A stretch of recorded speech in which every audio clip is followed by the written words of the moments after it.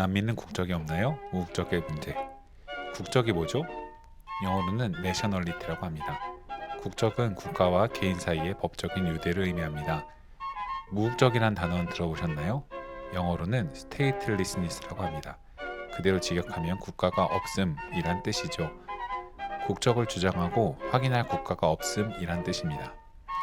지금 이 영상을 보고 계신 여러분은 어떤 국가의 국적을 갖고 계시지요? 나는 대한민국 국민이야 라고 알고 계신 분이라면 여러분의 국적이 대한민국에 있다 라고 표현할 수 있겠습니다. 대한민국이라는 국가에 여러분이 적을 두고 있어서 국가가 여러분을 자신의 국민으로 확인해 준다는 것이죠. 한 국가의 국민이 된다는 것은 여러분에게 권리와 의무를 발생시킵니다. 대한민국 헌법에 보면 헌법 제1조 제2항은 대한민국의 주권은 국민에게 있고 모든 권력은 국민으로부터 나온다라고 합니다. 군주가 아닌 국민이 국가의 주인이고 민주주의 원리에 의해 조직되는 국가라는 것을 설명합니다.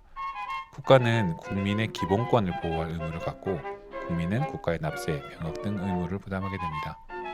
여러분이 대한민국 국민으로서 국가로부터 보호받는다는 의미입니다. 인간의 권리인 인권은 실제로 이를 담보하는 국가가 없을 때는 잘 보호되지 않는 경우가 많습니다. 그래서 정치 철학자인 한나 아렌트도 국가 없음의 상태를 난민으로서 경험하면서 전체주의를 통과하며 사람들은 인간의 천부인권이란 얼마나 공허할 수 있는가를 알게 되었습니다. 그 유명한 권리를 가질 권리라는 개념이 나오게 되었죠. 세계인권선언도 그래서 제15조에서 누구나 국적을 가질 권리가 있다. 누구든지 정당한 근거 없이 국적을 빼앗기지 않으며 자기 국적을 바꾸거나 다른 국적을 취득할 권리가 있다고 합니다. 국적이 없는 상태 인간은 취약하게 됩니다.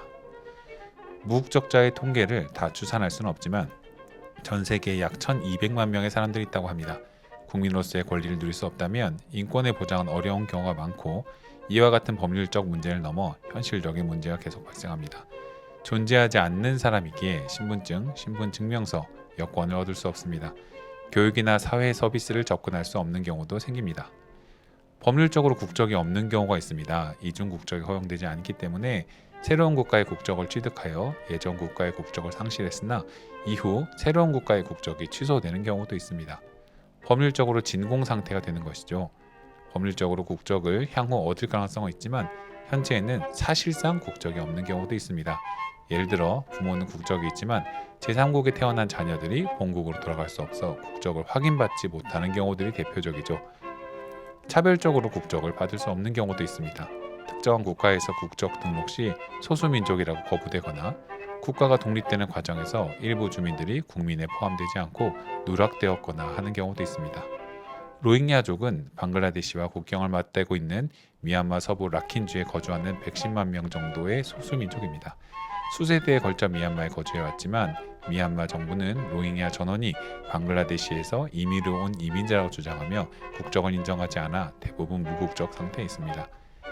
난민은 무국적자일까요? 많은 수의 난민들이 무국적자이기도 하지만 난민이 꼭 무국적자인 것은 아닙니다.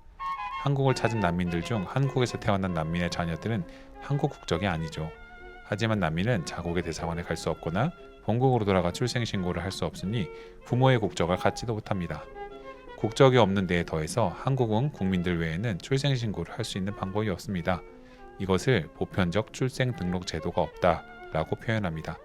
국적이 없고 아이가 태어났다는 것을 한국에서 확인받을 수도 없으니 존재하지 않는 사람이 되는 것이죠. 유엔은 1954년 무국적자의 지위에 관한 협약을 채택하였고 한국도 가입하였습니다. 무국적자라는 것을 확인해 줄 것을 신청하면 확인할 의무를 규정하는 것입니다. 무국적자임을 확인받으면 난민과 유사한 최소한의 권리들을 보장해 줍니다. 그런데 대한민국은 협약에는 가입했지만 구체적으로 이를 지킬 법률은 제정하지 않았습니다. 무국적자인 것을 확인받을 수가 없지요. 그리고 유엔은 추가로 1961년 무국적자 감소에 관한 협약도 채택하였습니다. 모든 난민이 무국적자인 것은 아니지만 많은 수의 난민은 자신의 국가로부터 당연히 보호받을 수 없는 상황에 더해 사실상 무국적이 되기 쉽습니다. 바크 때문에도 국적이 없기 때문에도 피난해온 피난국에서 권리를 행사하기 어렵습니다. 이와 같은 밀접한 관계 때문에 유엔 난민기구는 난민과 함께 무국적자도 동시에 보호할 의무를 갖고 있습니다.